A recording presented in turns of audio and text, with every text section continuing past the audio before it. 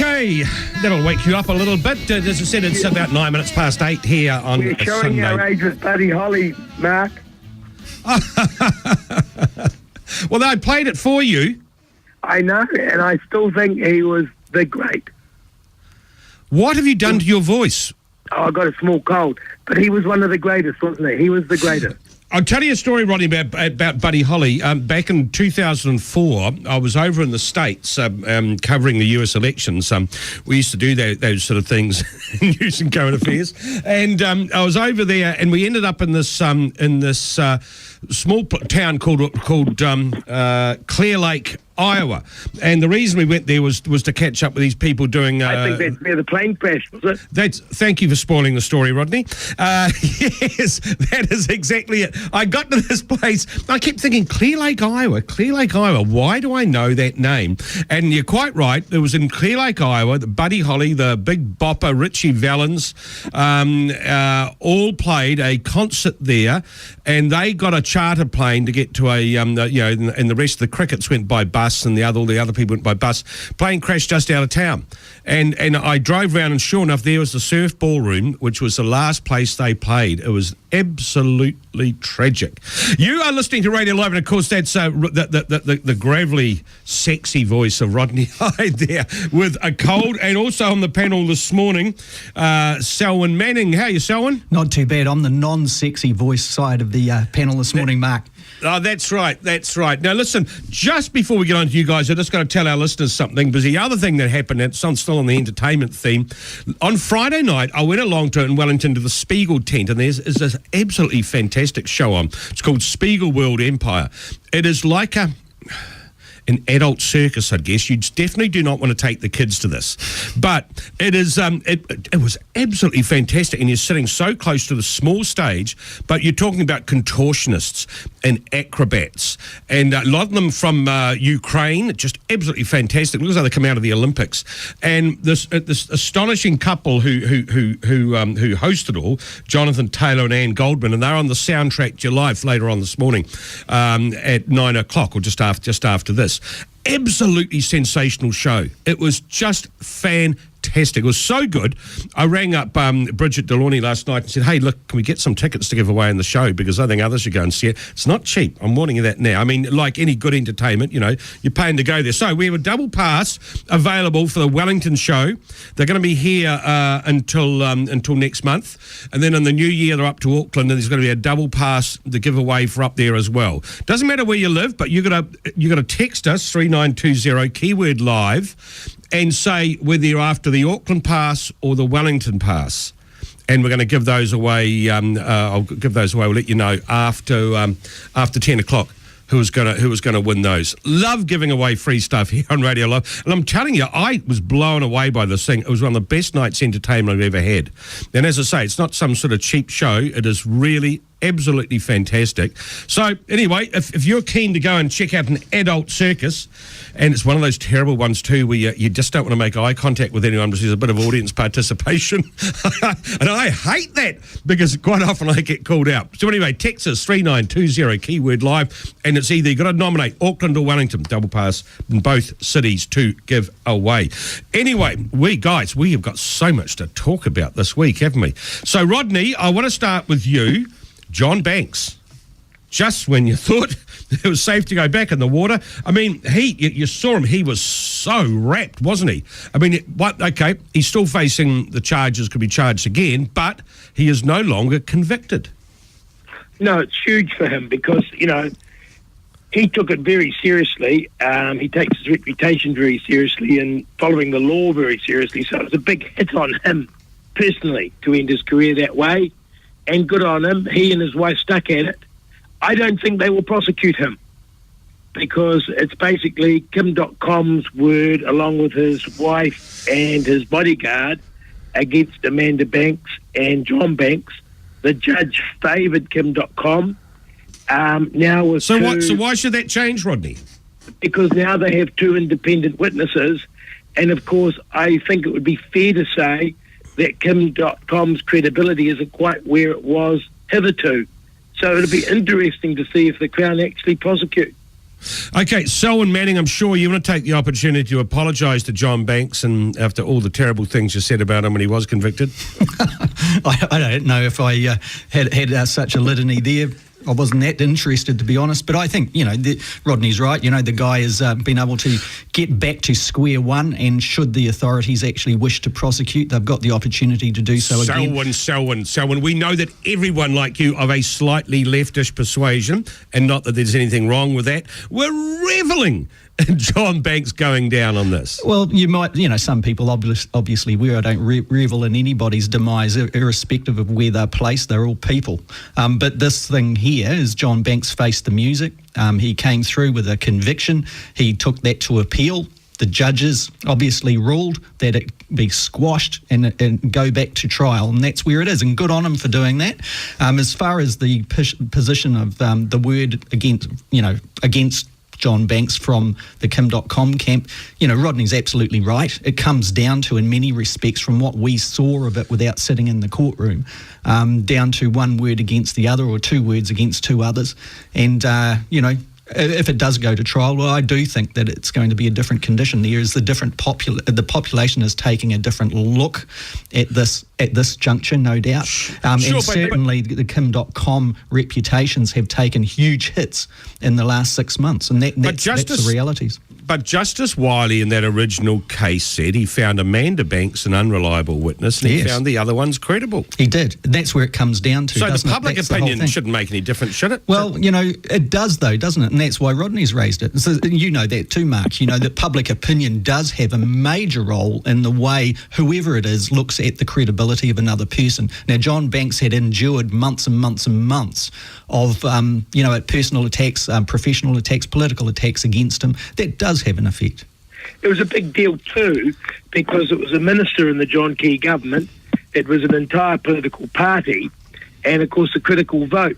And not only did the judgment of Wiley convict John Banks, it actually sunk a minister, removed an MP from Parliament, and knocked ACT out of Parliament. So it was a big political deal. Yeah, and I think, if it does go back to court, and say it does go back to court, well, if John Banks has done wrong, well, then one would hope that, the judgment reflects that. If he hasn't, and if it is just down to one word against the other without really some substantive type of proof on such a thing, well, let the verdict be that way. It does come down to a black and white issue. Sure. But Rodney, also in some ways, you'd think that John Banks would want it back in court, because this way, even if they say, okay, if they decide, look, it's not worth prosecuting again, and let's just remind everyone that our prosecution service weren't going to charge him initially. It was only because of Graham McCready taking a private prosecution, they suddenly had to go, oh, actually, it looks as though there might have been something in this after all. I mean, and they left the cops with red faces and everything like that. So that's what happened. But you would think, though, wouldn't you, that if you were John Banks, you'd want to go, okay, I don't want any doubt left over this.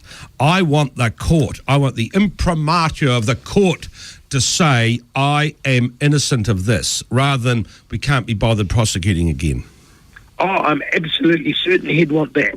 And, of course, it's now a narrow thing. It's just on that particular case, because the one that I always thought he was in trouble over was potentially the Sky City donation.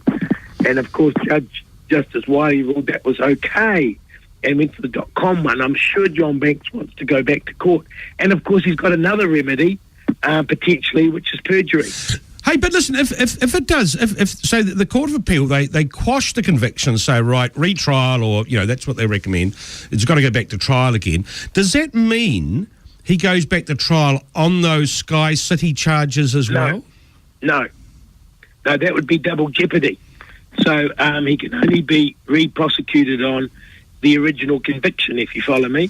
Okay, all right, I am with you. Okay. Because that's what he took to the Court of Appeal, didn't he? Right, okay. No, well, that's all good to know, thank you. That's why we have such an esteemed panel on with us. That's my knowledge from watching, law shows on TV. Judge Judy. You'd be a Perry Mason guy, wouldn't you, Rodney? Yes, absolutely. Ironside or something. Look, it's funny. I tell you what, because I got a thing on Sky called Jones, which is all the reruns of all the old shows.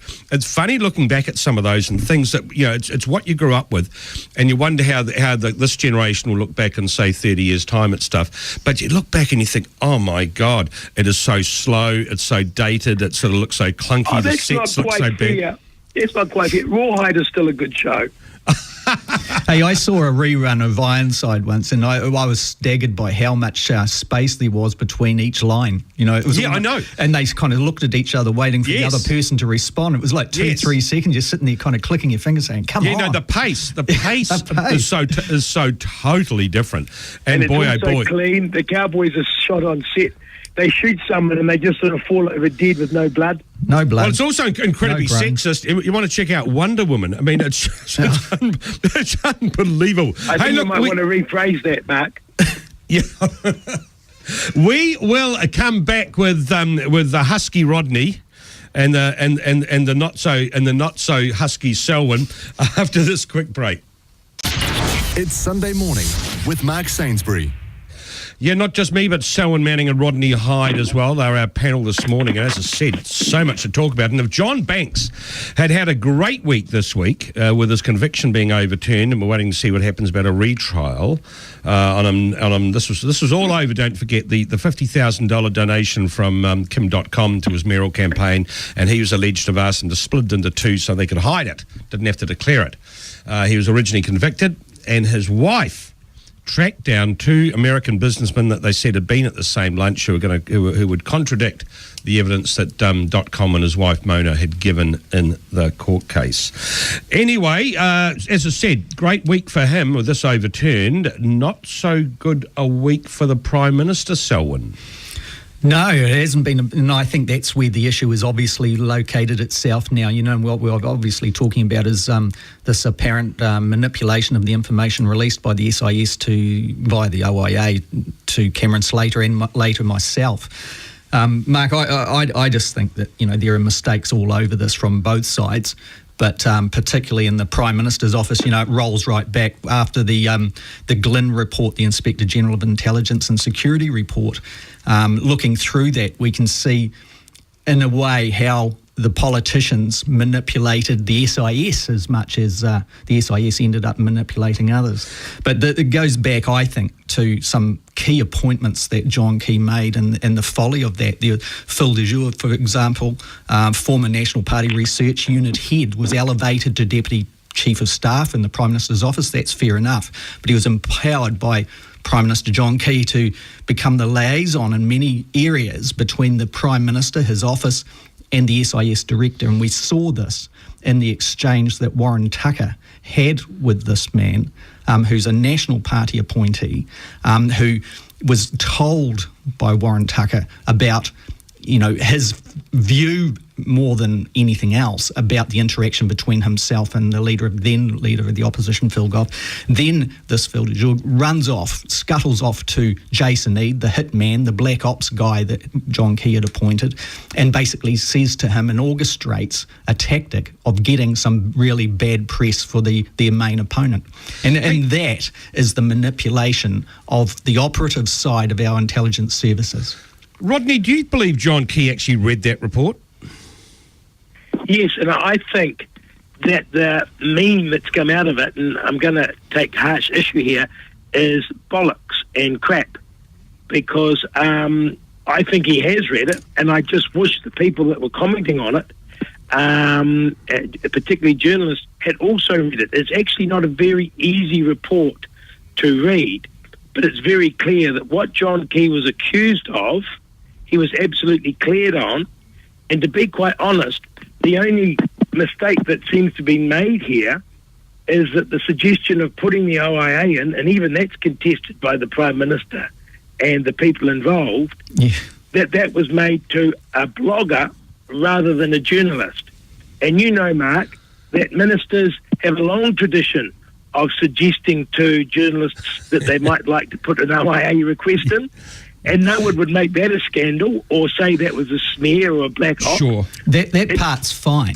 But it's also the case that Phil Goff had made a big thing in the media about, first of all, not being briefed by the SAS. He actually met privately with Warren Tucker, and where it was explained that he had been briefed as part of their regular meeting and that he had been showing the document. He then went public and said, I'd not been briefed per se, so he started to use the weasel words, and that he couldn't remember seeing the report. And then I think that would have got up Warren Tucker's nose, and I think that was a mistake, but it would get up your nose. And, of course, John Key, who's in charge of the SAS, and indeed his staff, would be puzzled because there's a long tradition of briefing opposition members and members of that committee. But not a long history of briefing a person that is a political appointee that is then going to run off and get the black ops guy to do some dirt. You know, that's the difference. That encircles the spooks. Let me finish this, right? So the issue was it was highly political, right? It was highly political because Phil Goff had made the decision to make a SAS briefing a political matter in the election year. It was Phil Goff that did that, not John Key. And Phil Goff was claiming, and you can't deny this, that he hadn't been briefed. Exactly, and then the Prime Minister responds by saying, oh, yes, he has, after he'd been briefed exactly on whether or not he had. I think when you look at that report, if you had... It's a requirement of the law. Exactly. That Phil Goff be briefed. Exactly. That's why the journalists were trying to get the information. The issue here is that the SIS was pulled into something that was a scrap between the National Party leader, who's the Prime Minister, and the leader of the opposition, who is the Labor Party leader. And that's what they always try to avoid. You know, Rodney, they will sit down. And the other thing to pick up... I don't mean to break your heart, but actually, when two politicians are having a fight, right, over whether a department briefed someone or not, departments are dragged into it. They would rather not be, but they are dragged into it. And I mean, that's what happens. It could happen to the Minister, it could happen to the Treasury. We've seen it time and time again. It could happen to the Ministry of Health. And of course, it's quite within no classified information was released. When you run out of puff, I'll answer that. You know, you've described exactly what the issue is here. It is the degradation of the public service. Without sounding pious or anything, they're supposed to be inert to that type of scrap. You've described exactly what the key problem is here. So thank you for that. But the problem also gets down to the Prime Minister trying to actually dance out of this. What did Warren Tucker do wrong? Warren Tucker got... have you read the report, mate? Yes. Because, you know, you're accusing journalists of having not read the report, but there are certainly bits that seem to be being omitted. What did Warren Tucker do wrong? Warren Tucker got involved there by basically telling a political appointee, not the Prime Minister, all of his view of what had gone on in a political sense. And that is what he's basically apologised for. Even if you won't in your articles in the Herald and things like that. I've read it very carefully several times. I've got an annotated copy. Plus, I've been in those briefings for 6 years. Well, I don't believe... Warren Tucker was asked, had Phil Goff been briefed? Hey, Rodney, let me ask you this. Do you believe that do you believe that Warren Tucker acted appropriately in all matters over this? Yes. Because that doesn't seem to be the view of the Inspector General, does it? No, and the Inspector General criticised him. Basically, there was an implicit and an explicit criticism. The explicit criticism was that he should have written on his file note, instead of discussed with and read by Phil Goff, he should have written shown to and spoken to briefly. Now, when you make a file note, that's small cheese. Okay. But the bigger criticism was, and I have to say this happened in my office every day also, that the SAS ended up briefing a staff member, not in a meeting, but about the issue that the Prime Minister was under attack for, which was Phil Goff not being briefed. But do you have a look at the transcript of that conversation with Phil Dejoux? I mean, it's almost like he's a political player. He's talking he is about, a political player. This will shut Goff up. It'll shut up the opposition and stop them asking questions. Yeah, and that's the exchange. That's not what we expect. You do not think that happened with Helen Clark when, say, a senior minister, a senior opposition member was Well, I basically hate to say it, accusing but a that's department of... such old news, mate. We're talking about here and now. If it did happen with Helen Clark, I'd be as equally appalled, to be quite honest with you. Exactly. Because I must, and I think we've had this conversation in the trivia. I'd said right from the start, when the dirty politics thing came out, the most damaging potential was all this whole SIS business. But okay, they just moved. The other part to this, of course, is in terms of John Key and the fallout from all of this, is having a text conversation with Cameron Slater. How stupid is that, Rodney? Pretty up there, to be honest. But again, and I mean, I'm no fanboy for John Key, but is this the biggest issue? And is it what's wrong with texting Cameron Slater? Don't forget. No, it's about how you're interacting with that. He told journalists point blank that he didn't. Out on both of them. Sure. Right? Except that this guy is toxic, Rodney. This guy is toxic. So and the fact is, he helped bring down the Justice Minister in the lead up to the election. It's a judgment question, isn't it? It's a judgment issue. There's a lot of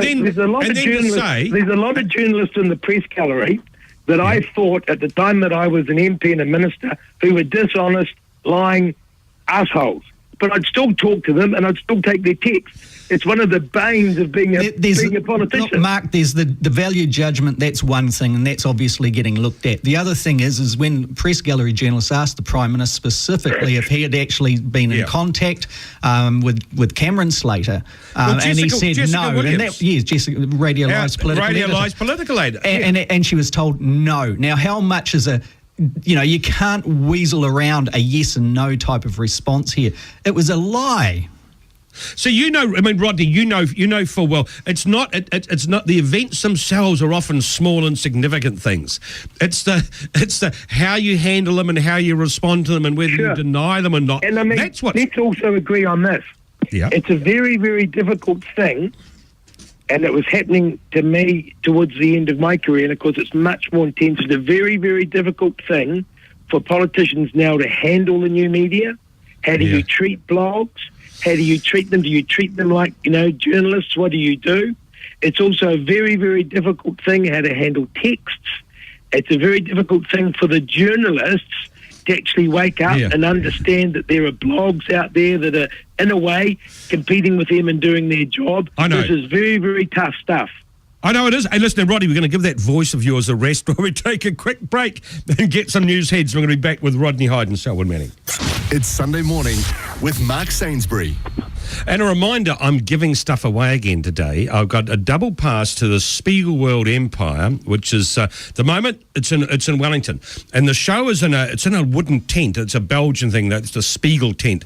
And apparently in the 20s they used to take these things round to towns that didn't have dance halls, and they have like, sort of dances and things like that. And so the tent itself, it's a wooden tent. It's a hall of mirrors, if you like. It's fantastic. But the show was sensational. We were driving back afterwards and back home, and there was four of us, and we were all going, now, what was your favourite? We could not agree. You know how normally, that was great and that was so. All of them are fantastic. And as I say, it's acrobats and just all the sort of really it just defies the imagination. And it is super raunchy as well. So don't take the kids. Do not get a double pass and take the kids. You'll be cringing all the way through and needing to leave. This is adult entertainment, everyone. So if you figure you want to go to either the Wellington show, which is here until next month, or the Wellington show in the new year, just text in to 3920 keyword live 3920 keyword live, and just say whether you want Wellington or Auckland. Always helps to make a pitch in my experience for why you should get it. But anyway, that's up to you. Meanwhile, back to our panel who are not allowed to enter this competition, Rodney Hyde and Selwyn Manning. And Selwyn, so Philip Smith, were you out at the airport to welcome him home? No, I wasn't, but I watched it with interest. I mean, this whole thing, Mark, this raises to me one of the government departments that seems to be getting away with what's gone on here, and that's the Department of Internal Affairs. Now, really, what's gone wrong there that the guy was able to get a passport in the first instance in his birth name? where are the checks and balances? I thought the legislation that came through back in, there was the Labor Party's reign of government, was supposed to sort all of this type of stuff out.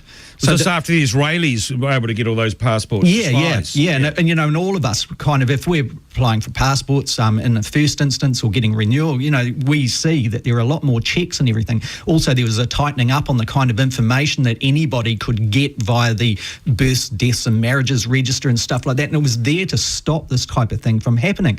Now, we've preoccupied ourselves by looking, and rightfully so, I suppose, looking at corrections and the mistakes there, and there's certainly a heap of them. There's certainly, the police having to go and hunt this guy down, obviously have done a good job in the end, but the guy got out of customs as well. That's the other thing. But Internal Affairs have got away with this. No one is looking at that aspect. Now, how did he get that passport? See, it's interesting because you look at that stabbing in the North Shore last week. Customs, got onto the police when that guy was trying to get out of the country. So, I mean, it does work if an alert is out. The problem with this was no one knew he was missing. And I see Sam Lotu-Ainga's, the corrections minister, his statement referred to it as a misinformed plan. Misinformed plan by corrections. Well, Sam Lotu-Ainga was actually, relabelled absent without leave for the first 2 days of the news breaking on this issue. Well, we've asked we've asked them to front up on this last week. I mean, they just Yeah, well, it's not good enough. They're elected as representatives, aren't they? Yeah. In some ways, this whole thing, just elevates up a breakdown in what the government, the operative areas of government are supposed to do. And so it is, a minister is supposed to front on those things. It's unacceptable that there is a culture of, we did so well in the polls and we did so well in the election campaign, so therefore the public can get stuffed, type of attitude. And at the end of the day, it's not about the journalists that are asking the questions, is it? It's about the actually, they're the in-between between the public and these politicians that are in government. Hey, Rodney, do you think there's a bit of that going on? People aren't fronting up? I mean, you always had the front up when you were a minister, didn't you? Yeah, I think that is, and I think the difficulty is that, oh God, I sound like I'm a defender, but it's quite hard if the media have made a decision about something to shift it. You just end up being pounded and not getting a word out. But here's the thing about the Philip Smith story. It actually gives a lie to our worries about mass surveillance, doesn't it? Because here is a guy who was incarcerated by the state, who was able to defraud all these departments of state and get away with it while being under 24/7 supervision, and then was able to escape New Zealand by the trick of using his own name on his passport. So, maybe the Libertarians in the ACT Party with their 0.7% support out there can actually leverage some sort of attention onto that. Oh. I guess what I'm getting at here too politically is that there has been, those operative areas of government like the police, internal affairs and those traditionally have secondments from those departments that are the go-between in the office of a particular minister. Now, the ministers are well briefed and well informed on that. And without regressing back too much, I guess that's a big point that I was trying to make in the appointment of Phil du jour in the Prime Minister's office as some sort of liaison. That's a political appointment, and really in some ways, if they were wanting a liaison between the Prime Minister, it should have been a secondment from the spooks. And that's where the breakdown comes. You wouldn't get a secondment, one would hope, running off to the Black Ops hitman and getting them to dish the dirt. But so getting back to this issue of Phil Smith, really, those ministers like Sam Lotu-Ainga have got the information readily available if they ask. And so therefore, whatever the journalists do and the preconceived commitments to trying to actually whack this issue for touch is to really get down to what is going to do and to take it on. What are the solutions? What are you going to do about it? Does that satisfy the public interest in it? We're seeing nothing like that coming out. You see, some of this touches on what we're discussing between 10 and 11 today, and that is the public service. And because one of the things, Rodney, I mean, this is what I hear anecdotally and people I know within it, is that our view of the public service is this sort of independent, providers of advice to government who are there, but, regarded, administrations come and go, the public service stays there. It has been, and not just by this government, the previous one as well, I'd argue. I mean, it's gradually been politicised. It's hard to say whether... And they're cowed, aren't they? I mean, a lot of the stuff you're seeing that's been happening, I think, is disgraceful because the public servants have been cowed by their political masters. Well, funnily enough, I think the public service is in better shape than it has been for a long, long time. Really? And yes, and we owe that, I believe, to Geoffrey Palmer, funnily enough, because the State Sector Act, with the appointment of the chief executives, is a very, very powerful piece because essentially a minister can have a chief executive fired. Now, people sit there and think, oh, that's terrible, but actually that's how the accountability works. That ministers often don't realise that they can sack their chief executives, but within their contract there's a face doesn't fit clause. And if a minister decides that, someone's not up to it, then they can go. I think where it's broken down, and again, this is going back over old ground, is I think the State Service Commission has become all process and not output.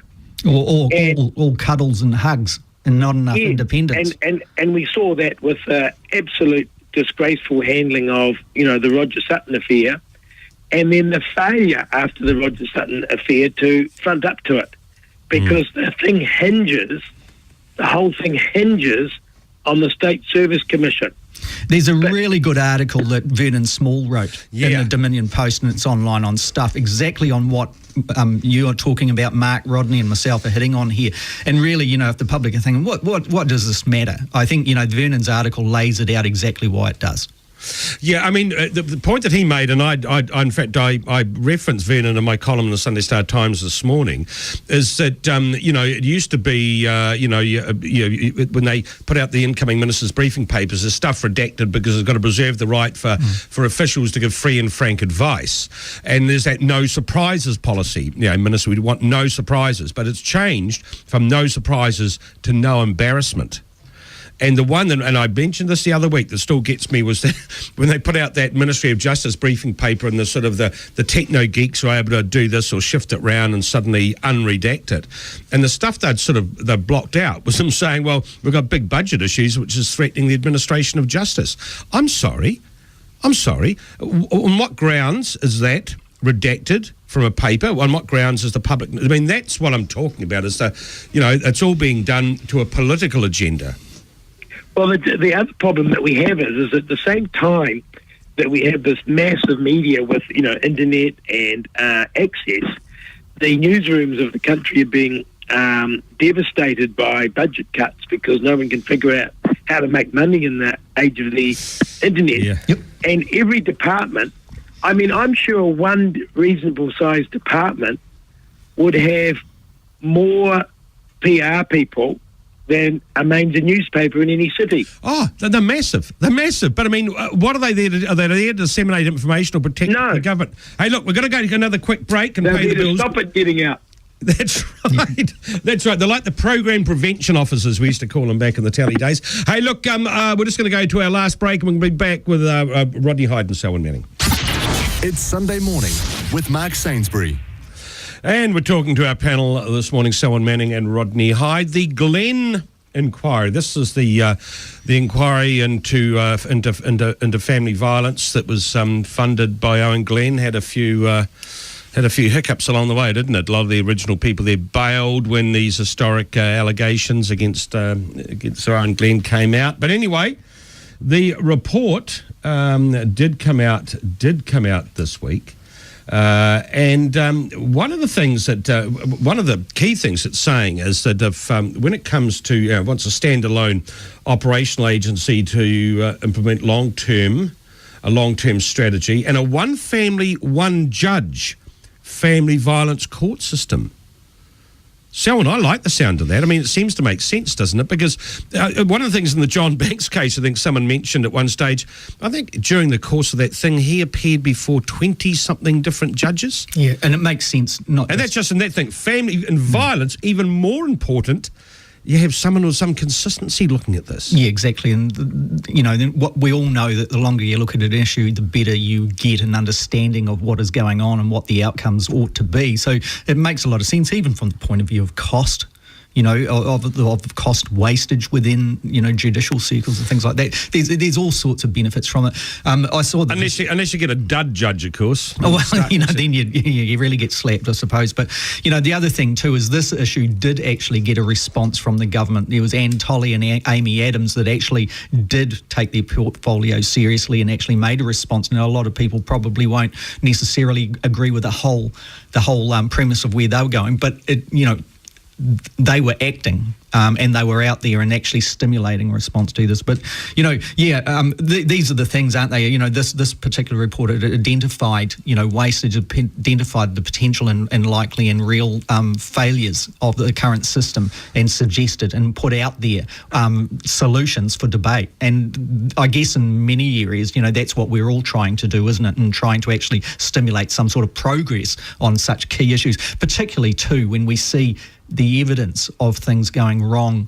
in the first instance and, recidivist kind of aspects to it too that continue in the legacy areas every day. And I know that, it's only this week where there's another example of a family who has lost a person and others are gravely ill and gravely injured. So we see the evidence of this every week. And to have something discussed in a sane way is kind of refreshing, isn't it? And Rodney, as we said, it had a bit of a stuttering start, but I think they were quite lucky to get old Bill Wilson QC in there as to finish off chairing it. But is it going to have an impact, Rodney? Or will this be? I mean, as we said, Anne Tolley and Amy Adams have certainly acknowledged it, but will it just get pushed to the side, another doorstop? Well, I think it's done the useful job of having us talk about it, and it's prompted the politicians to respond. And also, it's got suggestions in there from outside of the normal, government stream, which I think is a good thing. But here's my challenge. Of course, the court system, not just in terms of domestic violence, but the family court and all that, is proving a disaster in New Zealand. So I think the court system needs to be overhauled much more than just domestic violence. That would be a start. But the second query I always have, and I don't think any of us will deny there's a big problem there, but is it something that government actually can fix? We sort of take it for read. Owen Glenn suggested at the start of this process that there was things that government could do that would make this better. And I wonder sometimes if we've got the wrong end of the stick and that the real issue is how we interact with each other, our culture, our society, how we look after our neighbours, how we talk, actual very deep cultural issues that are unamenable to Parliament changing a particular law or process. Yeah, we're all a part of it. I see the instant, the communities that we all live in, all of us. It's that song of Michael Jackson's, isn't it? It starts with a man in the mirror type of thing.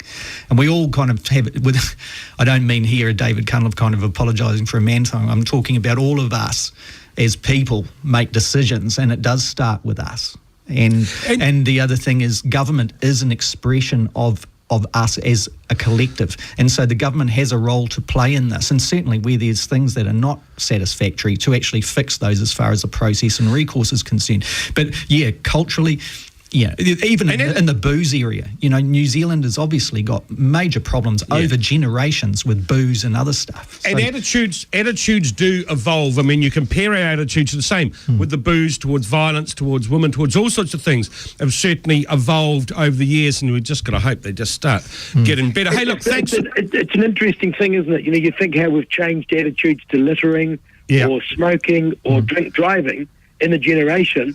And yet some things we're struggling to change attitudes on.